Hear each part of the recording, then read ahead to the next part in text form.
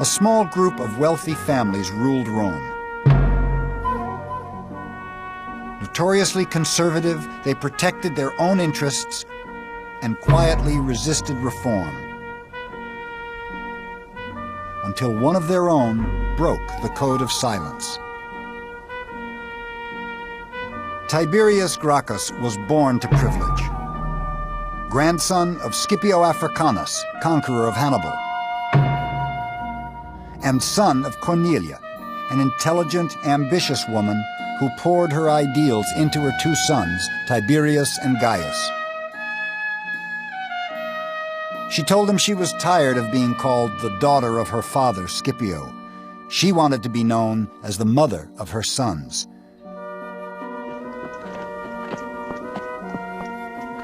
In 143 BC, the young Tiberius left Rome to join the army in Spain. It was a very disturbing journey. While Tiberius was traveling through Italy, he saw for himself how the country had been deserted by its native inhabitants, and how those who tilled the soil or tended the flocks were barbarian slaves introduced from abroad.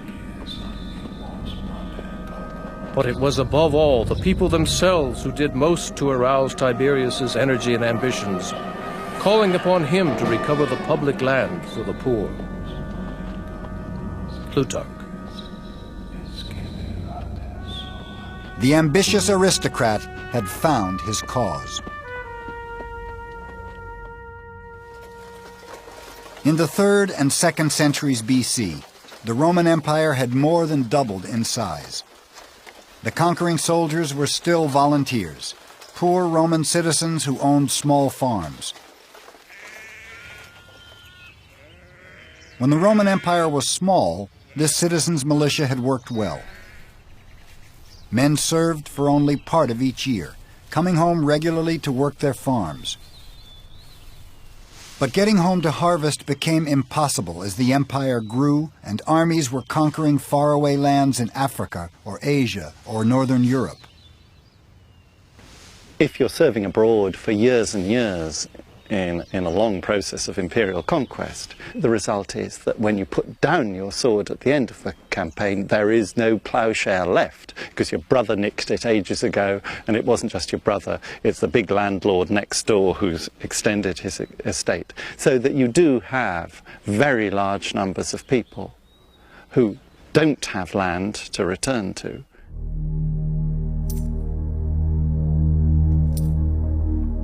Their new estates netted the Roman aristocracy obscene profits, which they used to buy foreign slaves to work the land. So when veterans returned from war, they'd lost their land to the wealthy and their jobs to slaves. Tiberius Gracchus promised to change all that. The wild beasts that roam over Italy have their dens and holes to lurk in. But the men who fight and die for our country enjoy the common air and light and nothing else. It is their lot to wander with their children, houseless and homeless over the face of the earth. The truth is that our soldiers fight and die to protect the wealth and luxury of others. They are called the masters of the world, but they don't possess a single clod of earth which is truly their own. Gracchus.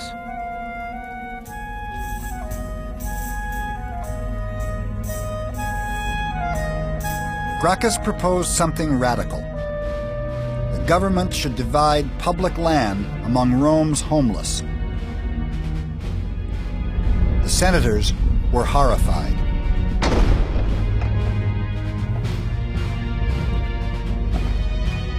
His plan threatened their own huge estates and also their political livelihood. If passed, it would make Tiberius Gracchus the patron of Rome's massive underclass. He'd be the most powerful man in Rome. The story of Tiberius Gracchus is the Roman aristocrat who cheats. He does the thing that they've all got a little convention among themselves. There's some things you do, there's some things you don't do. And you don't bust the system by going straight to the people and offering them things. You can see it as breaking a system of patronage. The Roman elite panicked. A group of senators confronted Gracchus as he was speaking to his supporters. In a fit of rage, they beat him to death with the chairs they were sitting on. Rome's boldest reformer was then dumped into the river Tiber.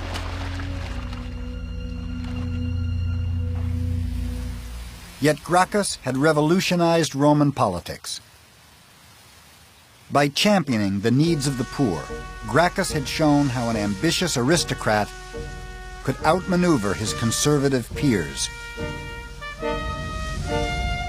But people power would do more than divide Rome's leaders. Ultimately, it would threaten the Republic.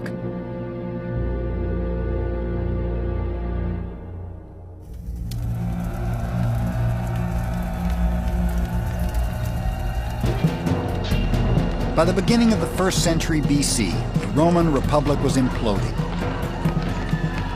Roman values were under siege. Slave revolts stunned Sicily and Italy.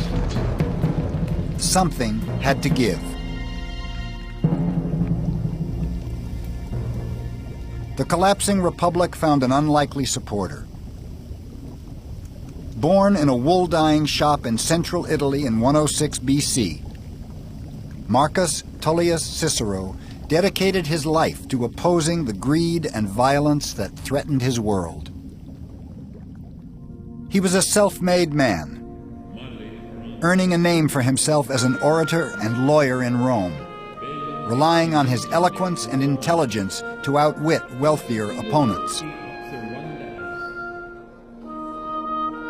Cicero believed the key to the Republic's future was in her past. There, Cicero saw the image of Cincinnatus and the ideals of restraint and self-sacrifice he embodied.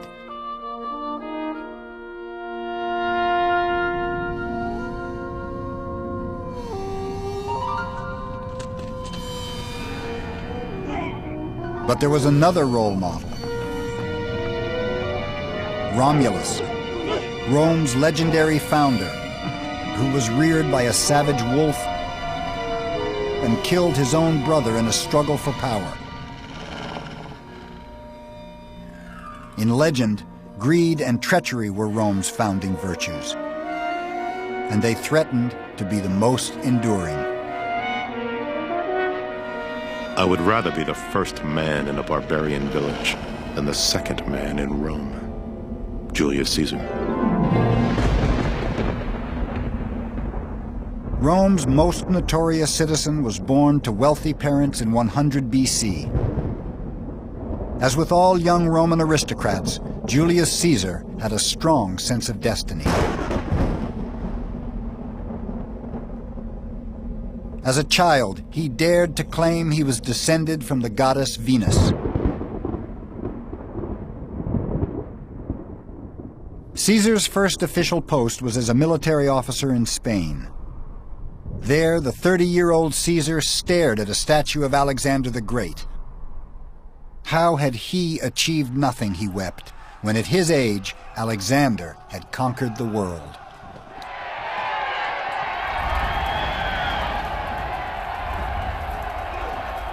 Roman politicians had always staged huge spectacles to impress the voters. In 63 BC, Caesar outdid them all. 640 gladiators fought to the death at his first public games. It was an unprecedented display of power. He was lavish in his spending. He purchased a short-lived fame at great expense. Plutarch. But Caesar knew there were two secrets to gaining power in Rome.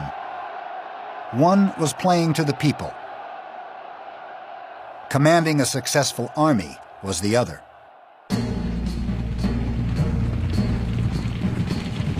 In 59 BC, Caesar became military commander over Gaul, modern-day France. 9 years later, 1 million Gauls were dead or enslaved. It was a flagrant act of genocide.